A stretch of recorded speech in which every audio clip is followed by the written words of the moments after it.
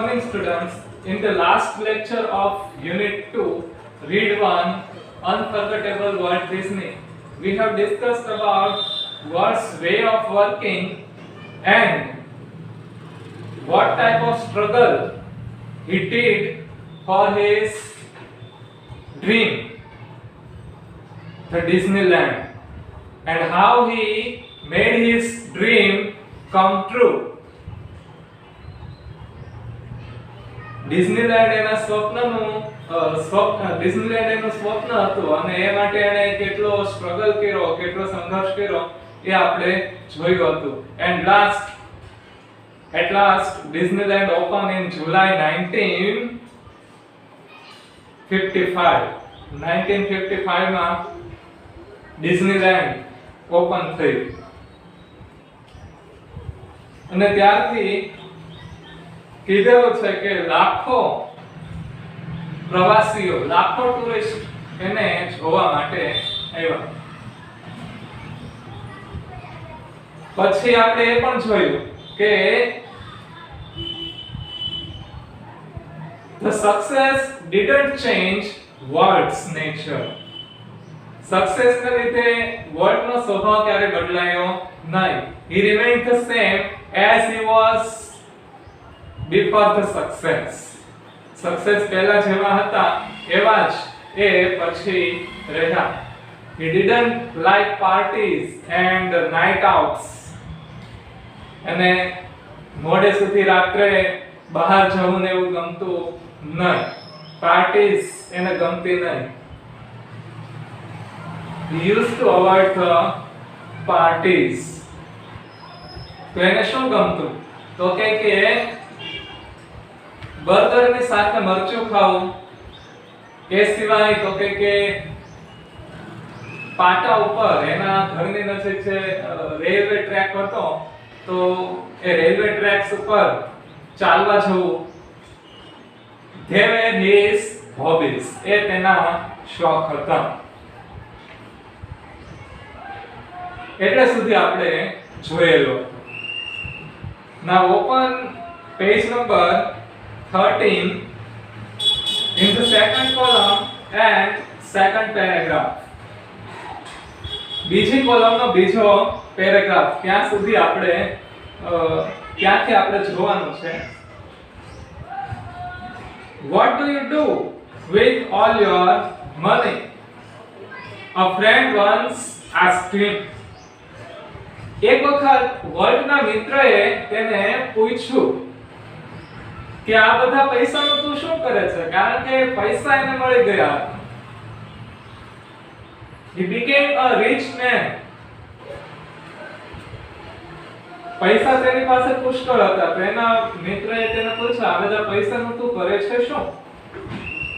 Pointing at the studio, Walt said, I fertilize that field with it.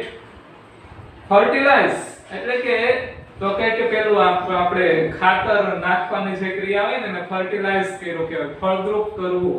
અને field એટલે કે ખેતર. હું તે ખેતરને ફળદ્રુપ કરું છું એવો એનો શબ્દશઃ અર્થ થાય, પણ આપણે શબ્દશઃ અર્થ અહીંયા લેવાનો નથી. આપણે એનો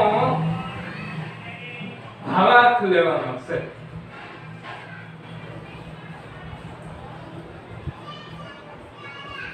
તો વોલ્ટે સ્ટુડિયોની તરફ ઈશારો કરીને કહ્યું, I fertilize that field with it. હું તે બધા પૈસા સ્ટુડિયોમાં જ પાછા નાખું છું.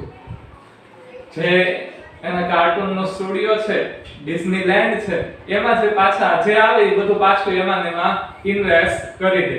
એટલે જે પૈસા મળ્યા હોય એમાંથી કંઈક નવું બનાવે, નવા શોમાં પાછું ઇન્વેસ્ટ કરે, લગાડે, એ બધું કરે. આપણે ઘણા નથી કરતા કે ધંધામાં જે કઈ નફો થયો હોય ને એ બધું પાછું રોકાણ શેમાં કરે? તો કે ધંધાને આગળ વધારવાનું કરે, નવું ડેવલપમેન્ટ કરે, નવું સોપાન લાવે. એવી રીતના વોલ્ટે તે એમ કરતા. And it's true that Walt plowed money back into the company almost as fast as it came in. Plow એટલે ખેડવું થાય, પણ આપણે અહીંયા તમને ખ્યાલ છે ખેડવાના અર્થમાં નહીં, એનો ભાવ લેવાનો. અને એ પણ એ સાચું પણ હતું કે પૈસા જેટલી ઝડપથી પાસે આવતા એટલા જ પાછા શેમાં નાખી દેતા, તો કે સ્ટુડિયોમાં એનું રોકાણ કરી દેતા. અને બિઝનેસ એમ જ આગળ વધે.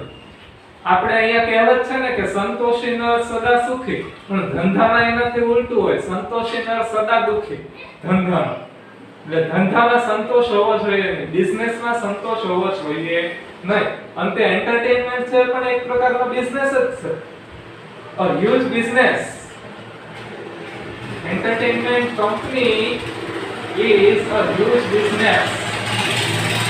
પછી એ કાર્ટૂનની હોય કે પછી પિક્ચરની હોય, આપણે અહીંયા બોલિવૂડ છે તો it is a huge business, એક મોટો ધંધો છે. તો બિઝનેસમાં સંતોષી નર સદા દુખી, એટલે અહીંયા વોલ્ટને સંતોષ નહોતો કે નવું નવું કંઈક વિચારે જ રાખે, કરે જ રાખે, જે પૈસા આવ્યો એને ઇન્વેસ્ટ કરી દે. Being solvent for the first time since he started in business gave Walt a chance to develop other ideas. Solvent એટલે કે પૈસાદાર, rich, ધનવાન.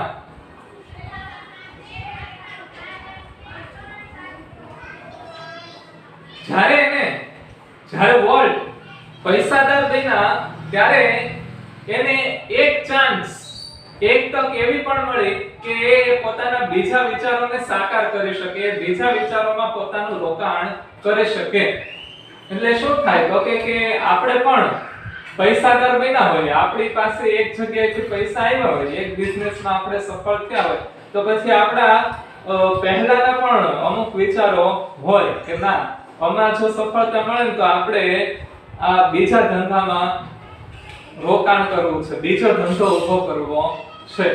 તો વોલ્ટને પણ એ તક મળી, પૈસાદાર થયા એટલે એને બીજા વિચારો પણ એના સાકાર કરવાનું એક એને બેઝ મળી ગયું, એક પાયો એને મળી ગયો.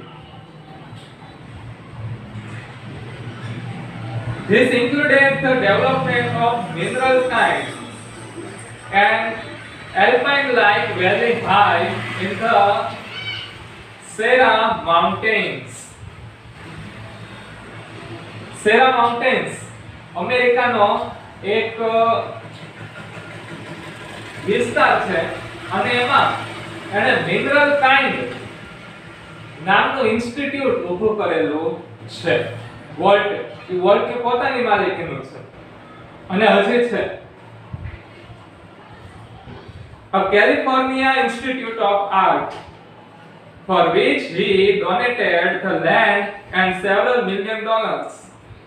અને આ મિનરલ કાઇન્ડ એ શેની સંસ્થા છે તો કે કેલિફોર્નિયા રાજ્ય, અમેરિકાનું જે કેલિફોર્નિયા રાજ્ય છે એમાંનો આ એક સિયરા માઉન્ટેન્સ વિસ્તાર છે, એમાં વોલ્ટે ઇન્સ્ટિટ્યૂટ ઓફ આર્ટ કલા માટેનું એક સંસ્થાન ઊભું કરેલું છે, એક સંસ્થા ઊભી કરેલી છે. જેમ આપણે અહીંયા શૈક્ષણિક સંસ્થાઓ હોય તો આપણે અહીંયા વિકાસશીલ દેશોમાં તો શું આવી બહુ તકો હતી નથી, આપણને બધાને લિમિટેડ સ્ફિયર્સ જ દેખાતા હોય, બહુ વધારે ક્ષેત્ર દેખાતા હોય નહીં. પણ અમેરિકા અને ફ્રાન્સ અને બ્રિટન જેવા વિકસિત દેશો હોય તેમાં કળાના પણ ક્ષેત્ર ઊભા કરવામાં આવે, કળાની પણ સંસ્થાઓ ઊભી કરવામાં આવે. તો વોલ્ટે આ કળાની સંસ્થા ઊભી કરી ત્યાં, for which he donated the land and several $1 million. અને આ સંસ્થા માટે તેણે જમીન અને લાખો ડોલર્સનું દાન આપ્યું, એટલે કે એના ટ્રસ્ટી બન્યા એ કળા સંસ્થાનના, કે જ્યાં જુદી જુદી કળાઓ શીખવવામાં આવતી હોય, acting, singing, music, dance, painting, sculpture, આ બધું.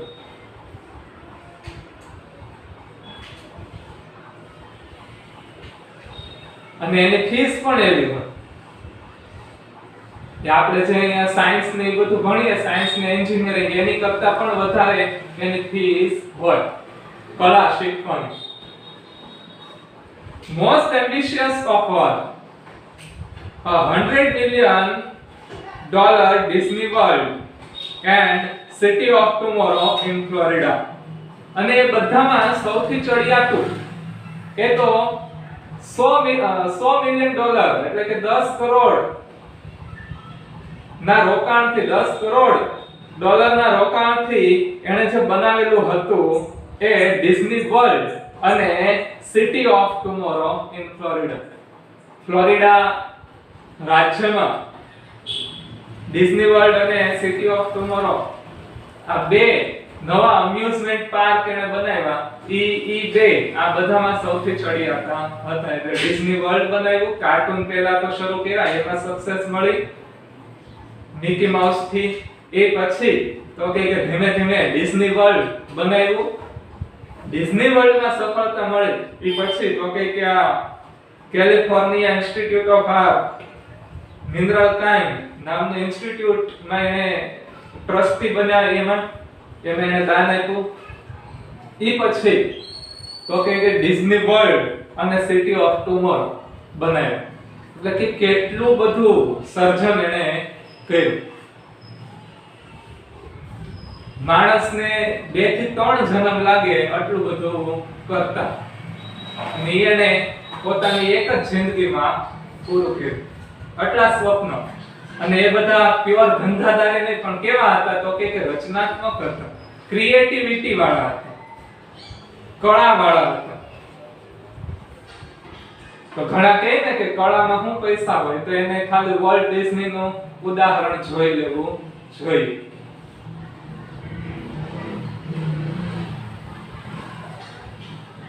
Tragically, in the midst of all this activity, Walt was stricken with this fatal illness. Fatal, ઘાતકી, illness એટલે બીમારી. Tragically એટલે કે કરુણતાવાળું.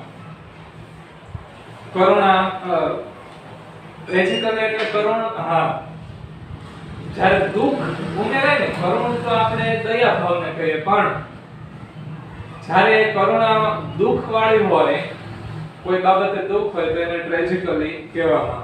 તો ટ્રેજિકલી the midst of all this activity, Walt was stricken with this fatal illness. Stricken, પછડાવું, પછડાટ લાગવું. હવે આ બધી activities, પ્રવૃત્તિઓની વચ્ચે વોલ્ટ એક બીમારીમાં પટકાયો, ઘાતક બીમારીમાં પટકાયો.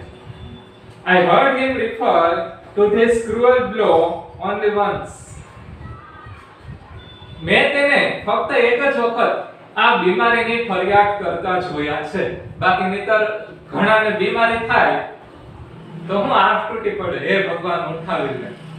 ઘણા એવી રીતની હરકતો કરતા, એવા વેણ બોલતા હોય, એવી ફરિયાદો કરતા હોય કે હવે નથી સહન થતું.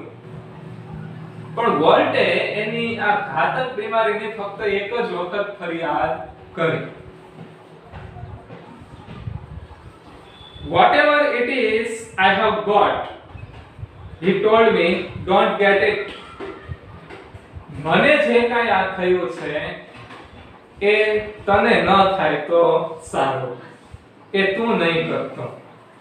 મને જે કાંઈ આ બીમારી લાગુ પડી છે એવી તને ન થાય તો સારું. અને એ પણ એને પોતાની માટે નથી કીધું, પોતે રોદણા નથી રોયા, એના ભાઈ માટે કીધું છે, તને ન થાય તો સારું.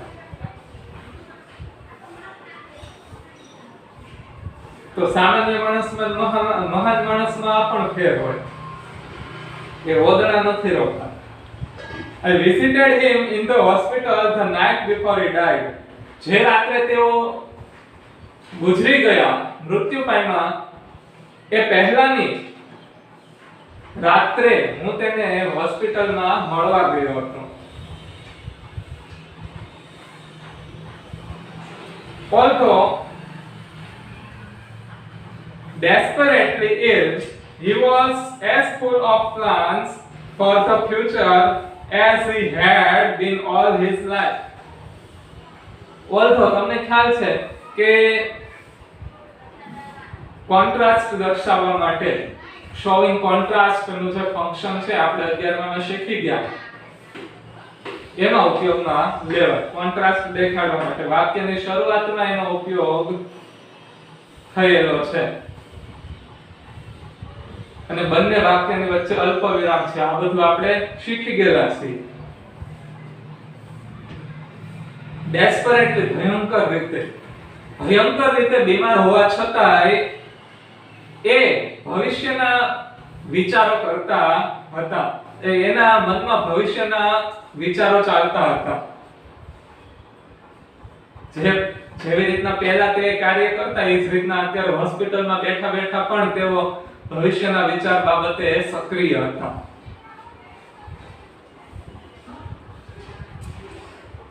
Walt used to say that Disneyland would never be finished and it never will.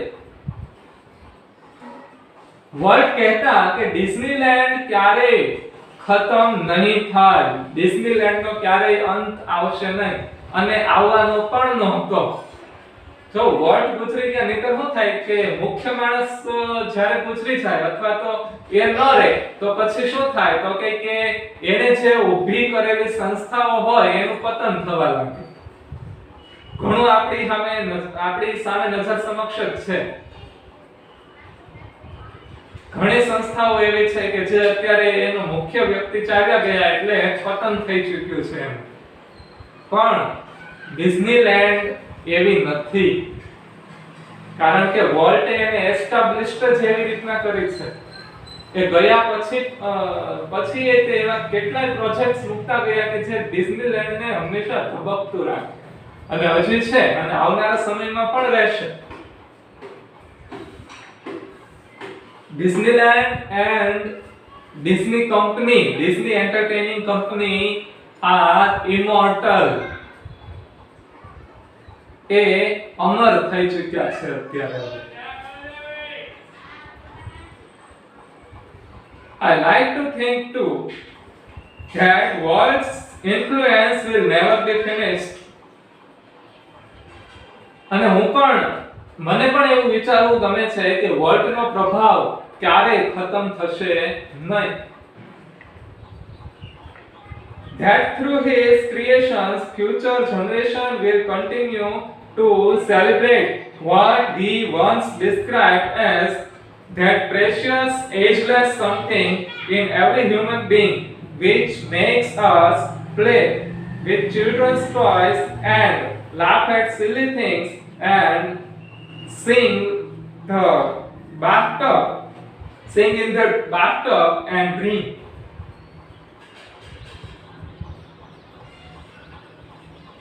World નો પ્રભાવ જે એના ક્રિએશન્સ ઉપર છે, એની રચનાઓ ઉપર છે, એને લીધે ફ્યુચર જનરેશન્સ પણ, આવનારી પેઢીઓ પણ તેને હંમેશા યાદ રાખશે, હંમેશા તેને સેલિબ્રેટ કરશે, હંમેશા તેને માણશે.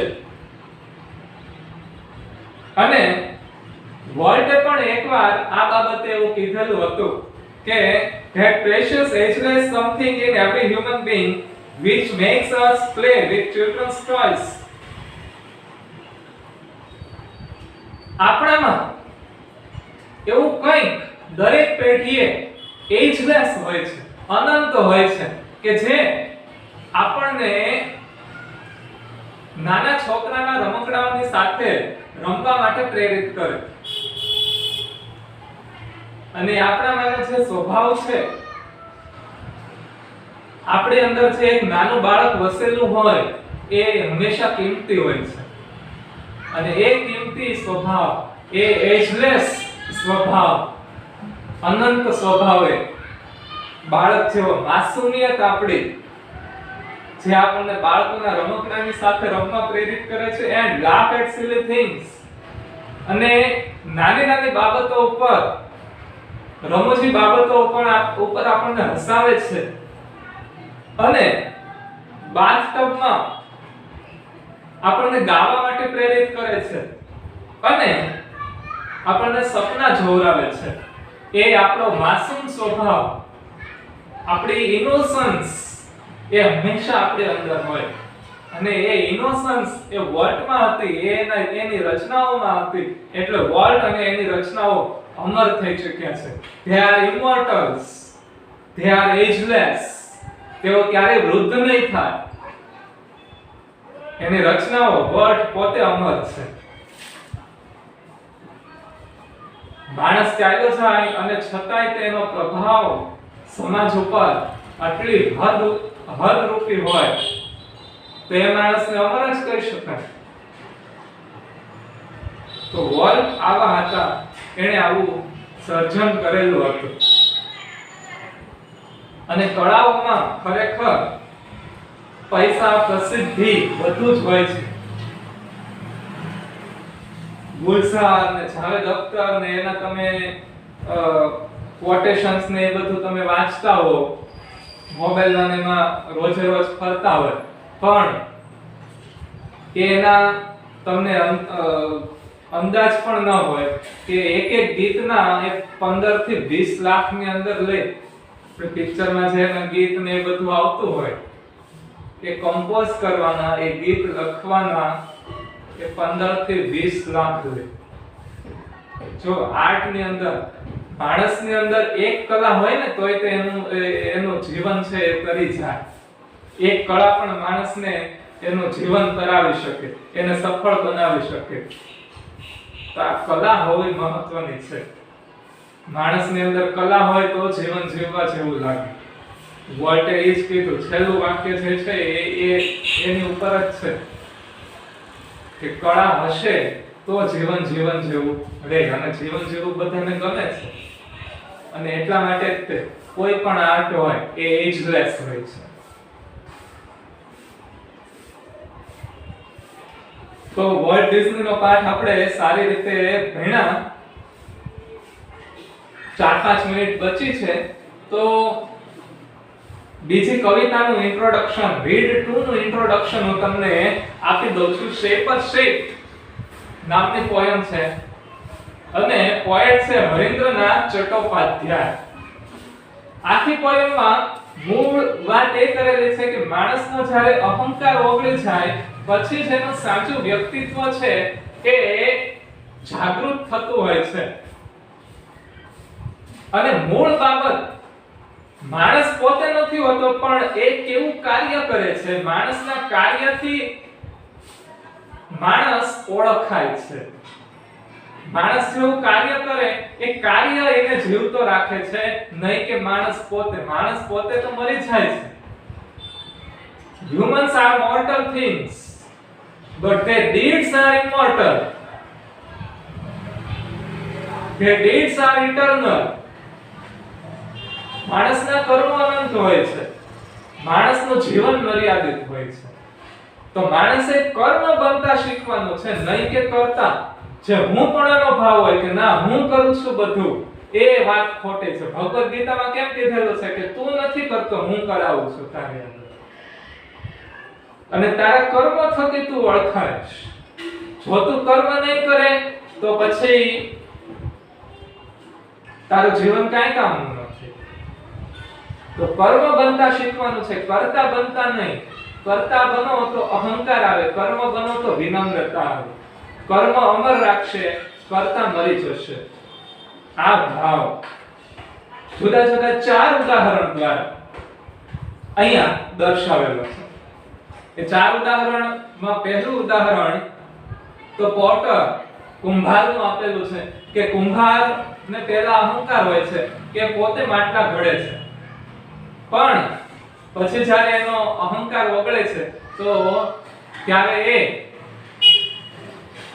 એવું માને છે કે ના હું કુંભાર મટીને પોતે માટલા મારું વર્ક બનવાનું શીખી ગયો છું, માટી બનવાનું શીખી ગયો છું. કારણ કે માટી છે કોઈ પણ પરિસ્થિતિમાં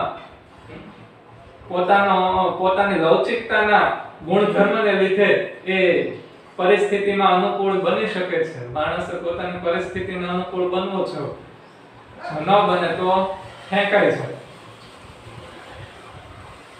બીજું ઉદાહરણ આપેલું છે પોએટનું, કવિનું. કવિને એ વાતનો અહંકાર હતો કે હું છે સર્જન, મારી દ્વારા કવિતાઓ લખાય છે. પછી જ્યારે અહંકાર ઓગળે છે, પછી એને ખ્યાલ આવે છે કે હું તો મરી જવાનો છું, પણ મારી રચનાઓ અમર રહેશે. એટલે હું મારી રચનાઓ થકી ઓળખાય છે. એટલે મારે જેમાં જીવ રેડવાનો છે એ છે કવિતા. મારે મારી કવિતા બનવાનું શીખી લેવું જોઈએ. પછીનું ઉદાહરણ આપે છે તલવાર બનાવનાર.